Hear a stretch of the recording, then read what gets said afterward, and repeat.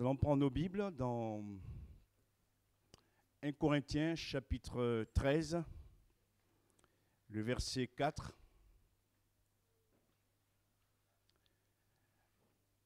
1 Corinthiens chapitre 13, verset 4.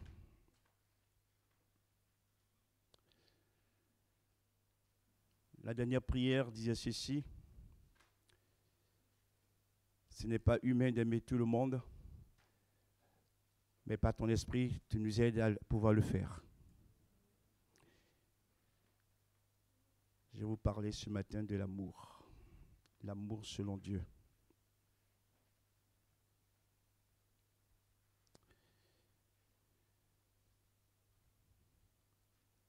L'amour est patient.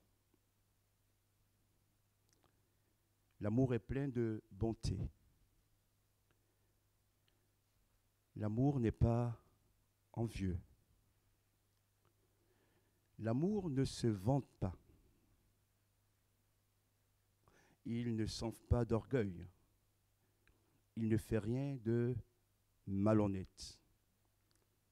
L'amour ne cherche pas son intérêt. Il ne s'irrite pas. Il ne soupçonne pas le mal. Il ne se réjouit pas non plus de l'injustice, mais il se réjouit de la vérité. L'amour pardonne tout. L'amour croit tout. L'amour espère tout. L'amour supporte tout.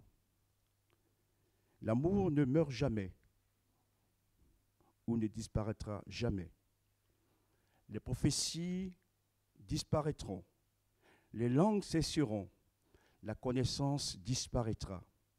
En effet, nous connaissons partiellement ou en partie, et nous prophétisons en partie. Mais quand ce qui est parfait sera venu, ce qui est partiel disparaîtra. Lorsque j'étais enfant, je parlais comme un enfant. Je pensais comme un enfant. Je raisonnais comme un enfant. Lorsque je suis devenu adulte ou un homme, j'ai mis fin à ce qui était de l'enfant. Aujourd'hui, nous voyons au moyen d'un miroir, de manière peu claire, mais alors, nous verrons face à face.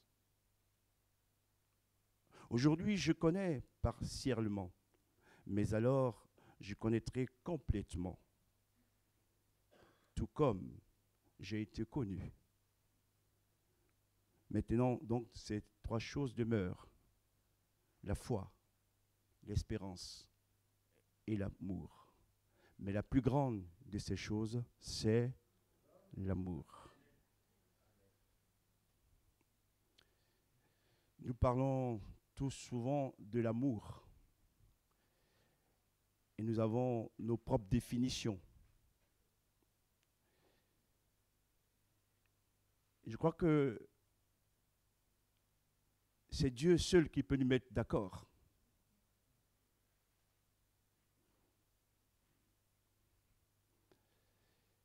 Il y a les sentiments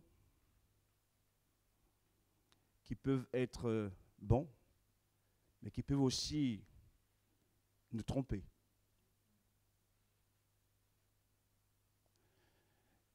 Et l'amour ne doit pas être dans notre esprit une pensée quelconque. Mais pour nous mettre tous d'accord, il faut revenir à la parole de Dieu.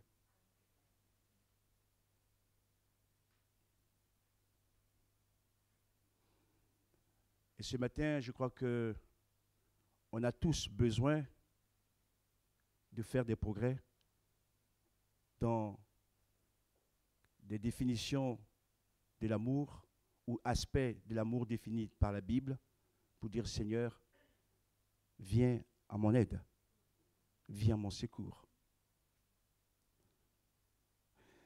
En même temps, il faut que nous soyons fondés sur ce que dit Dieu pour pouvoir faire des progrès. Il dit d'abord que l'amour est patient. L'amour est patient. Pour dire que si nous disons que nous aimons l'autre et qu'on n'est pas patient avec lui ou avec elle, notre amour n'est pas total. L'amour parle de patience. Et dans ce domaine, ce n'est pas une qualité humaine. Il n'y a que l'Esprit de Dieu qui peut réellement nous aider à entrer dans cette pratique. Seigneur, ce matin, j'ai besoin que tu m'aides à grandir dans la patience. Amen. Être patient vis-à-vis du frère, vis-à-vis de la sœur, vis-à-vis du pasteur, vis-à-vis de chacun de nous. Et c'est en vivant ces choses, quelqu'un l'a dit dans la prière aussi, de manière pratique, que réellement, nous pouvons faire des progrès. Ce matin, Seigneur, aide-nous dans le domaine de la patience. Amen. Deuxièmement, il dira, l'amour est plein de bonté. Des bontés.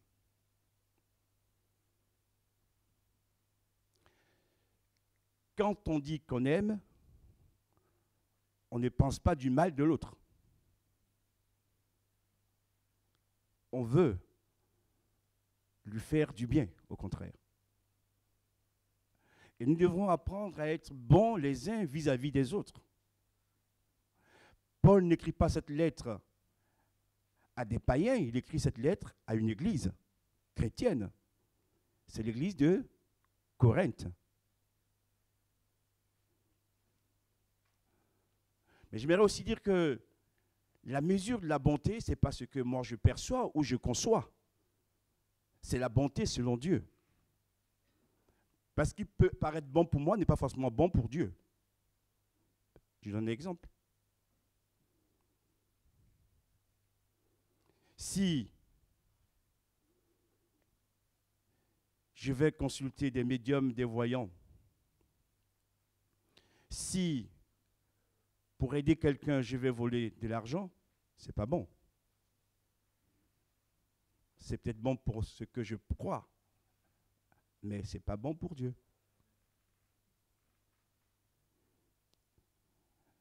Ma prière ce matin, c'est que Dieu déverse en nous sa véritable bonté. Amen. Quand on regarde l'état de ce monde, souvent on est très rapide à juger. Mais je crois que le monde aussi a besoin de la bonté que l'Église doit manifester à son égard pour son salut. Amen. Jésus, secours-nous. Comment se fait-il que, quand nous venons dans la maison de Dieu, parfois nos cœurs sont à l'étroit.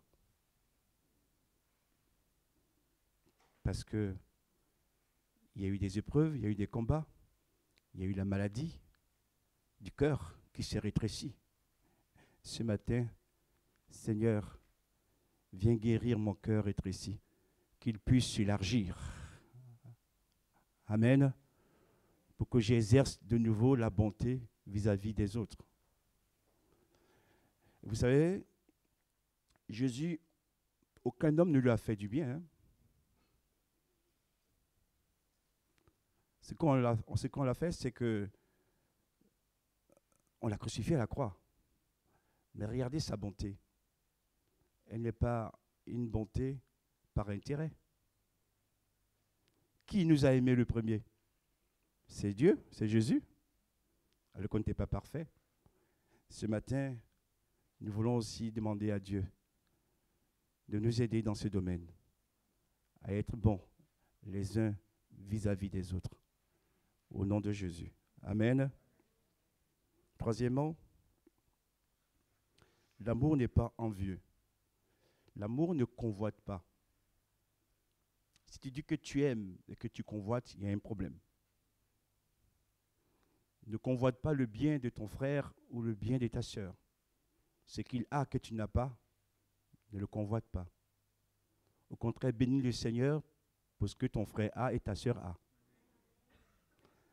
Ne convoite pas son don spirituel, son don, oui, spirituel bien sûr, ou ses talents.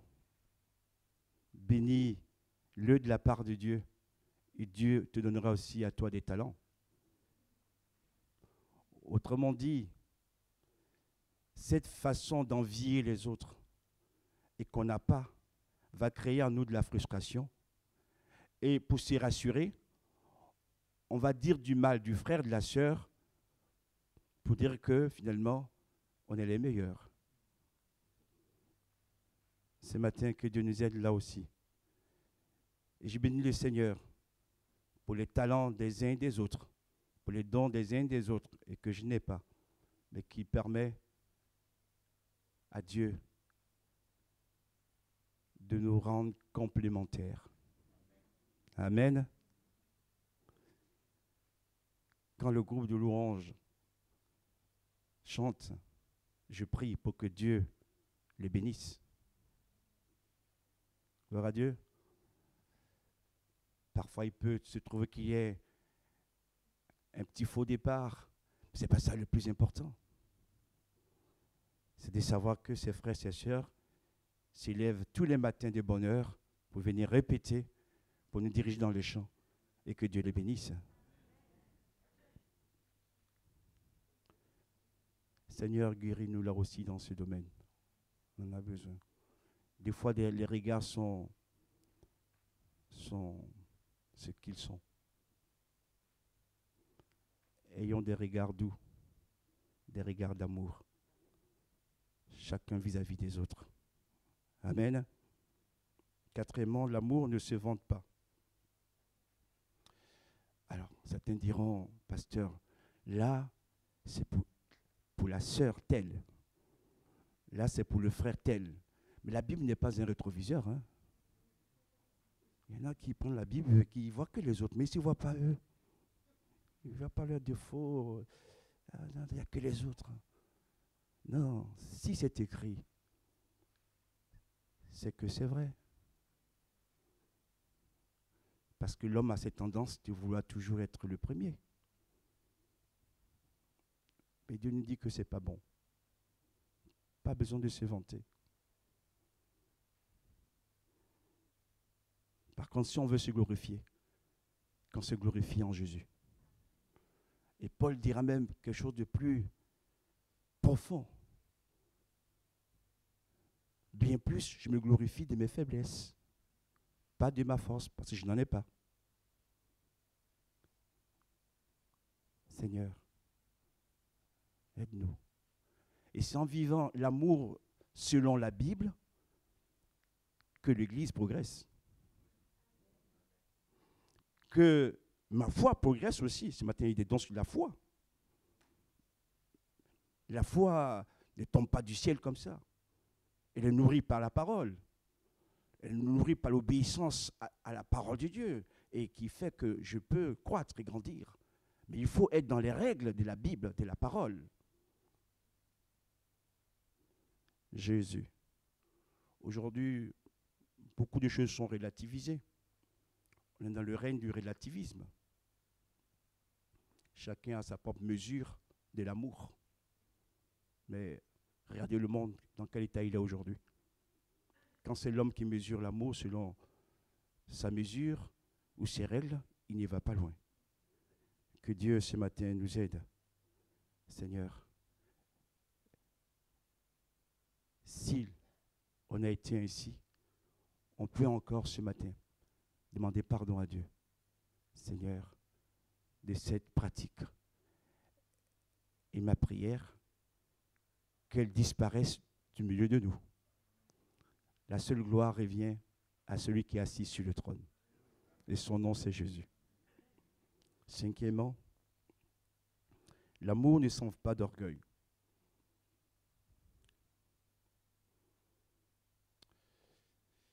Et là aussi, il faut qu'on soit prudent. En même temps, Dieu nous dit une vérité. Que ce que nous sommes, nous le sommes par sa grâce. Les dons que nous avons, les biens que nous avons, la vie que nous avons, c'est un effet de la grâce de Dieu. Donc, il n'y a pas de place pour l'orgueil. D'ailleurs, le péché est entré dans le monde par quoi? Par l'orgueil. L'ange de lumière, au départ, ne s'appelait pas Satan, c'était Lucifer dans le latin. Il était le bras droit de Dieu.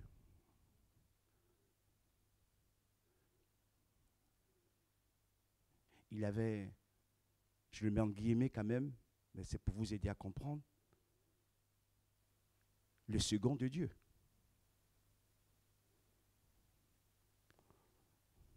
Ah, ces places de second,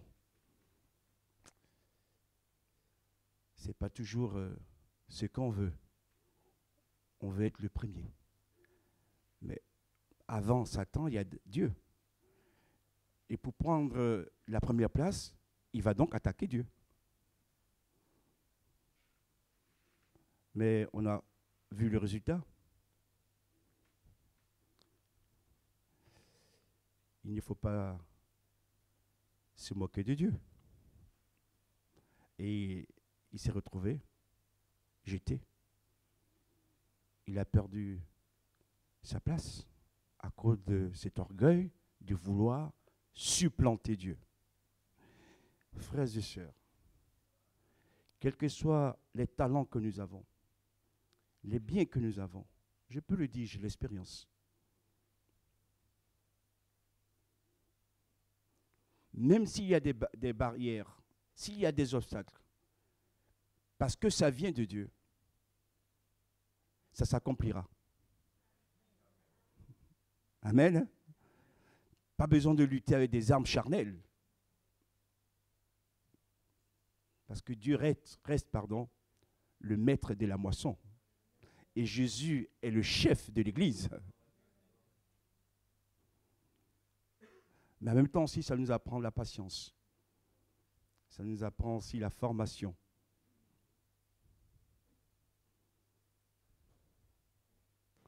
Comme l'a dit quelqu'un, sur terre, nous sommes en formation pour arriver en forme à Sion, dans l'éternité. Si tu refuses la formation de Dieu, tu ne pourras pas avancer. C'est l'école de Dieu. Seigneur, là aussi, nous ne voulons pas suivre la voie de Satan ou des Caïns. Nous voulons apprendre à demeurer humbles. Merci pour ce que tu nous as donné, ce que nous sommes devenus par ta grâce. Toute la gloire t'en soit rendue. Sixièmement, il ne fait rien de malhonnête. Parce qu'on peut dire aussi qu'on aime et à côté être très malhonnête. C'est ce qu'on appelle la manipulation. Oui, il y a des gens qui vous manipulent et qui attirent sur eux des regards sans cesse, d'apitoiement, etc. Ils sont victimes, on cherche l'affection par tous les moyens, quitte à manipuler les autres. Et le véritable amour, selon Dieu, n'est jamais malhonnête. Si on est malhonnête dans nos affaires, dans nos manières, et qu'on est sournois, etc., ce n'est pas de l'amour. Et je vais dire un mot, veuillez m'en excuser, c'est de l'hypocrisie. C'est de l'hypocrisie. Vaut mieux avoir un ami qui nous reprend sincèrement qu'un ami qui nous flatte et qui nous entraîne dans le malheur. D'accord?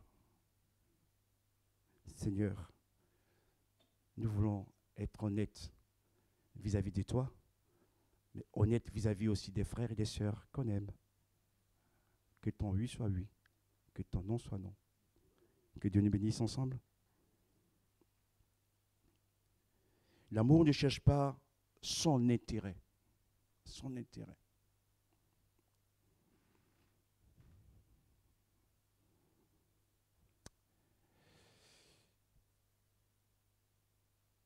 Et là, quand on prend ce verset, il y a comme une contradiction. Parce que quand on aime, on peut aussi avoir des intérêts. D'accord? Mais la Bible nous dit que l'amour ne cherche pas son propre intérêt. Si tu aimes vraiment, même si tu as des désirs, des envies, et que cela n'est pas pour le bien de tous ou des autres, tu t'abstiens. D'accord? Mais vous avez des gens qui ne pensent qu'à leur intérêt. Et qui souhaiteraient imposer même leur intérêt aux autres. Non. Dans notre fonctionnement, en tant que chrétien, au sein de la famille, au sein de l'Église, l'intérêt supérieur, c'est celui de Dieu, celui de Jésus.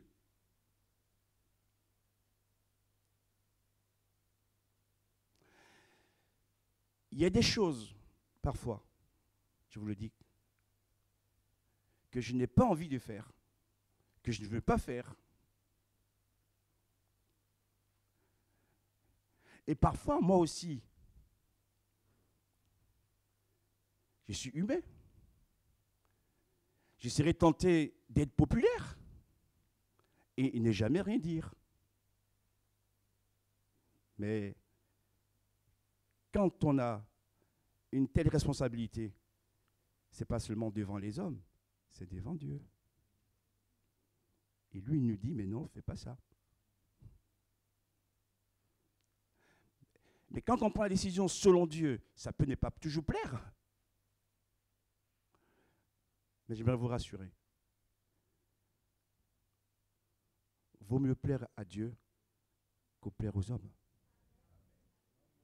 C'est ça l'intérêt. Savoir aussi mourir à soi-même.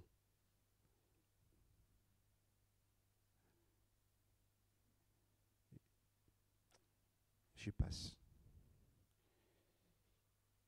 Il y a des choses, des situations, humainement parlant, on ne veut pas. Mais Dieu nous met pour sa gloire. Et il faut y aller, hein? D'accord? Donc l'amour, ce n'est pas l'intérêt clanique, ce n'est pas l'intérêt de quelques-uns. C'est faire les choses selon l'esprit. Et si on mûrit et qu'on grandit, frères et sœurs, et qu'on applique ces choses, il y aura moins de problèmes au milieu de nous. Parce que tous, nous recherchons l'intérêt de Dieu. Amen. Que nous mettons tous d'accord. Que son nom soit béni. Je prends un exemple sur les horaires des réunions. Le culte commence à 10h. Dès 9h45 déjà, il y a un temps de prière. Certains même arrivent même beaucoup plus tôt, dès 9h. Mais imaginez que nous mettions le culte à des heures successives.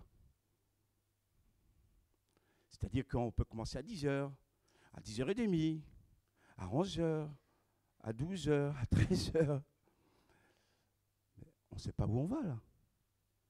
Vous savez bien que le culte commence à 10h. Donc on est tous d'accord que le culte commence à 10h. Il peut arriver qu'on soit en retard, ça peut arriver. Ce n'est pas un problème. L'amour, on parle d'amour ce matin en plus, il faut avoir de la compassion. Mais on ne fait pas du retard une habitude. D'accord? Si on aime Dieu. Parce que je sais qu'il y a des personnes, quand elles prennent rendez-vous chez leur médecin, elles arrivent beaucoup plus tôt, en avance. Même si le médecin vous prend un peu en retard. Mais là, on vient pour le Seigneur. Hein. D'accord? C'est ça aussi, aimer Dieu. C'est ça, n'est pas chercher son propre intérêt. Et ne pas être dans des groupes qui nous disent des choses qui nous plaisent. Mais être comme des hommes morts à soi-même pour la gloire de Jésus.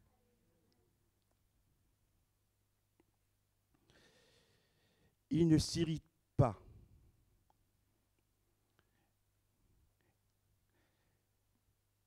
Et oui, là aussi, Dieu nous parle. On peut avoir des raisons de s'irriter parce que on c'est pas ce qui est fait. Mais Dieu nous corrige là aussi. On apprend tous. Et ce passage que je vous ai lu concerne tout le monde.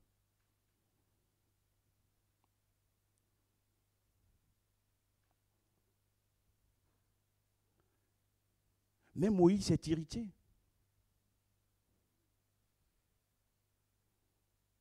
Je me suis irrité aussi plusieurs fois. Mais Dieu nous dit, c'est pas ce qu'il faut faire. Donc on a besoin de faire des progrès dans ce domaine. Que le Seigneur m'aide et nous aide, frères et sœurs, dans ce domaine. Mais ce n'est pas la fin du monde. On peut répartir. Amen. Seigneur, aide-moi dans ce domaine à ne pas mériter et à garder la maîtrise.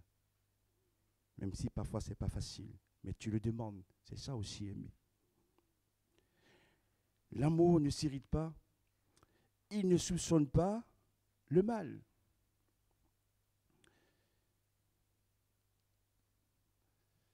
Est-ce que Paul est inspiré quand il écrit ces choses? Oui ou non? Oui, il est inspiré. Quand tu dis que tu aimes et que tu passes ton temps à soupçonner l'autre ou les autres,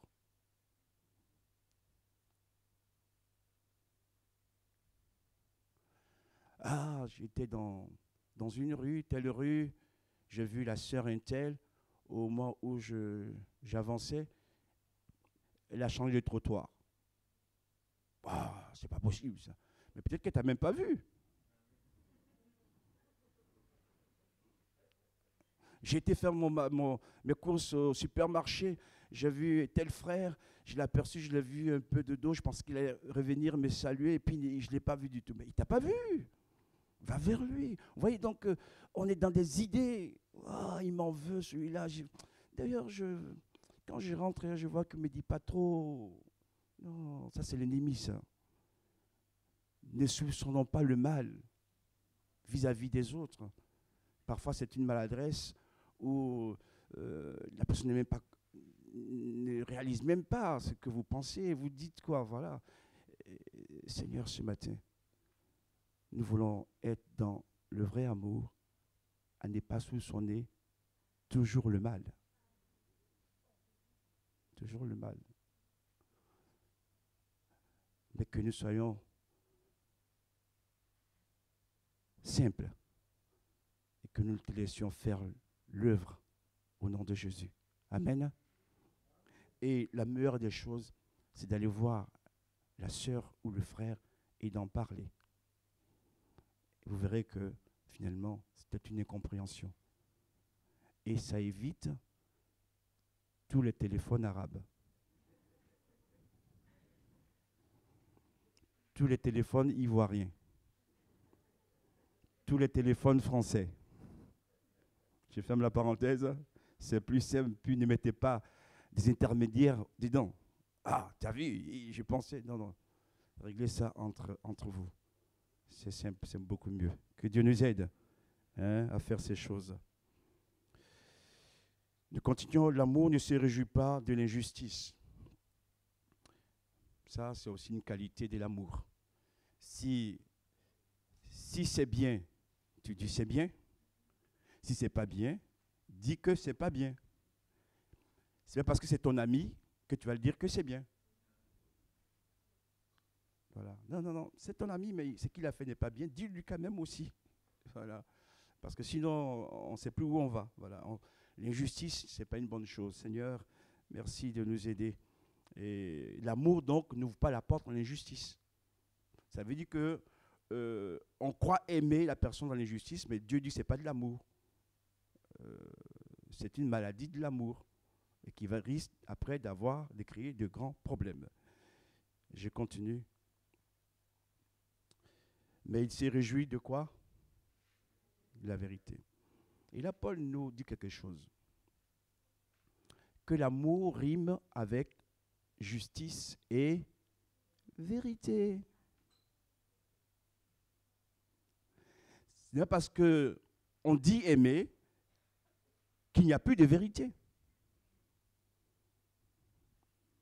Mais heureusement que nos parents qui nous ont éduqués, nous ont corrigés. Ah bon, quand les parents nous corrigent, c'est qu'ils ne nous aiment plus alors. Vous avez vu notre état actuel de nos sociétés? Je ne dis pas de manière générale. L'enfant roi, l'ado roi. Bon, aujourd'hui, maintenant, c'est les parents qui sont traumatisés. Les enfants, les ados sont assis sur des chaises hautes et les parents sont assis sur des tabourets. Et qui donnent l'ordre sont les enfants et les ados qui donnent l'ordre. Non, la correction ne veut pas dire qu'on n'aime pas la personne. Moi, je remercie mes parents qui m'ont corrigé. Je remercie mes formateurs, mes pasteurs formateurs qui m'ont corrigé.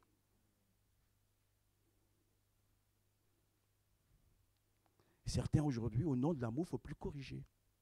Wow. Chacun est son propre maître.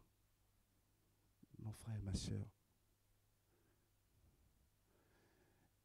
Et j'ai réfléchi.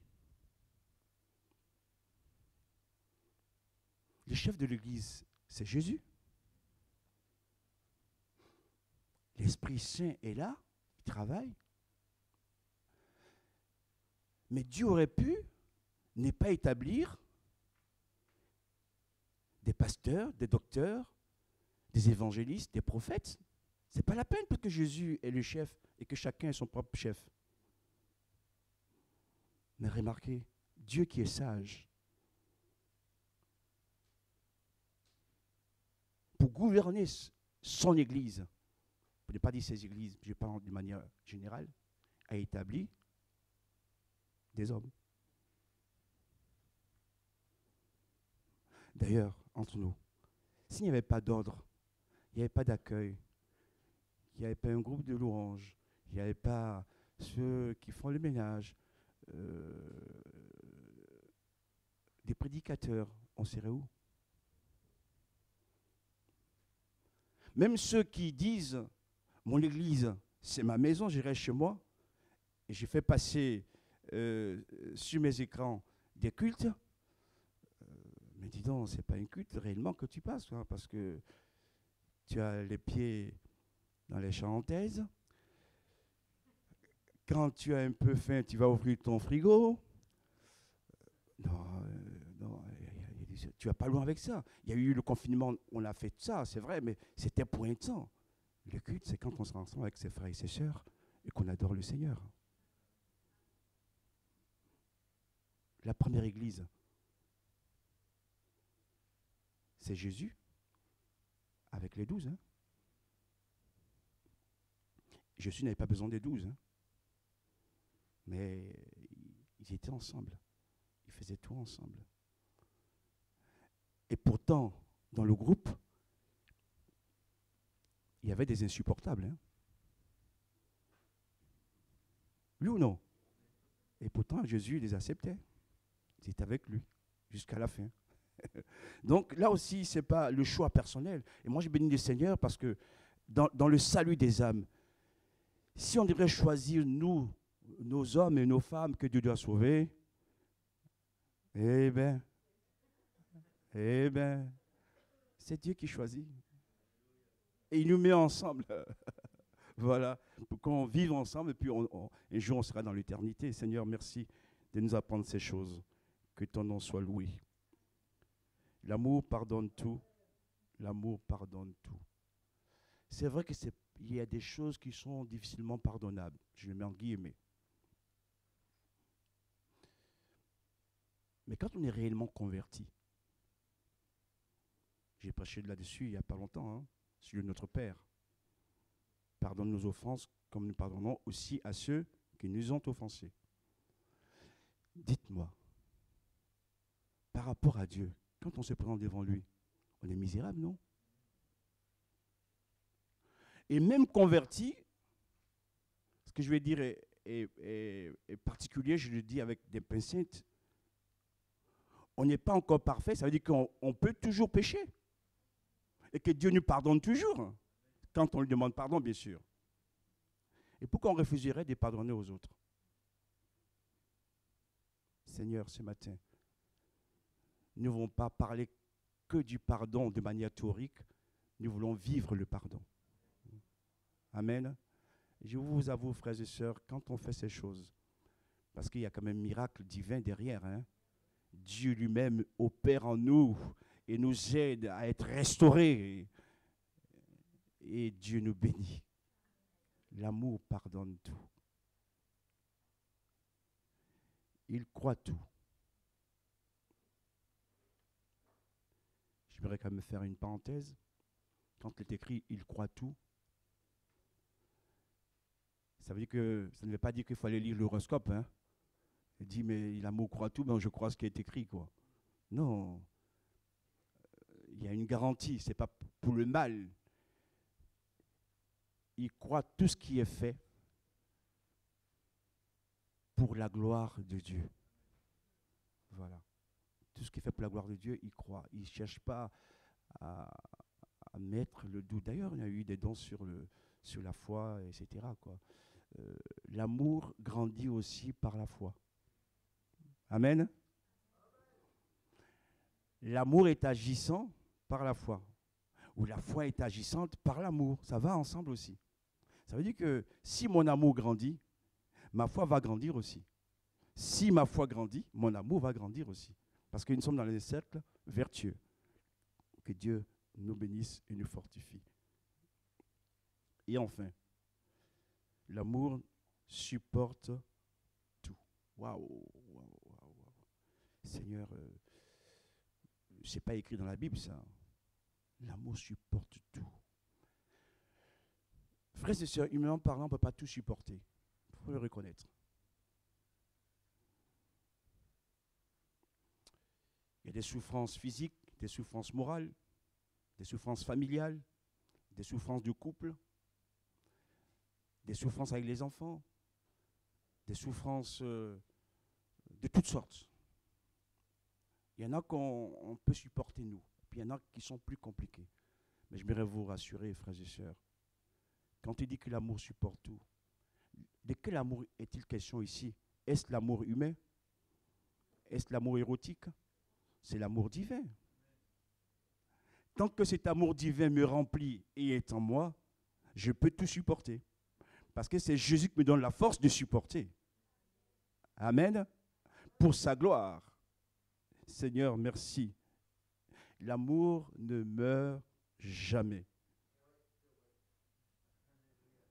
Merci, frère, d'encourager par amour votre pasteur. Dieu vous bénisse. Alléluia. On peut l'applaudir.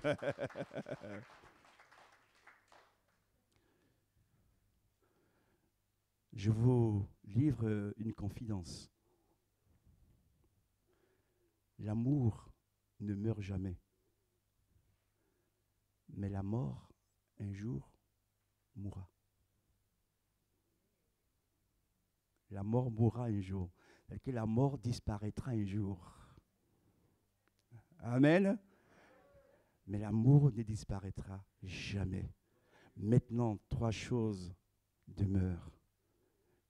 La foi, l'espérance et l'amour.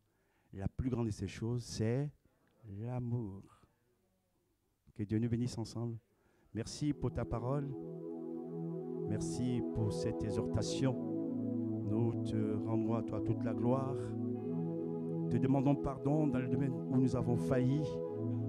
Ce matin, nous voulons nous repentir pour que tu nous aides, Seigneur, à faire des progrès tous ensemble, à nous aimer les uns les autres vraiment selon toi aussi. Car le monde se meurt de manque d'amour. Et nous voulons l'église d'amour pour attirer ces âmes. Seigneur, ce matin, guéris aussi les cœurs, guéris nos blessures et donne-nous de retrouver une nouvelle vision pour que, Seigneur, nous marchions selon ta parole. Seigneur, que nous ne cherchons pas nos propres intérêts, mais l'intérêt de Jésus. Que, Seigneur, nous ne cherchons pas notre propre gloire, mais ta gloire. Seigneur, merci d'accomplir ton œuvre au sein de nos familles, de nos enfants, de l'église, du lieu de notre travail. Seigneur, toi, tu peux nous transformer. Que ton nom soit loué. Amen.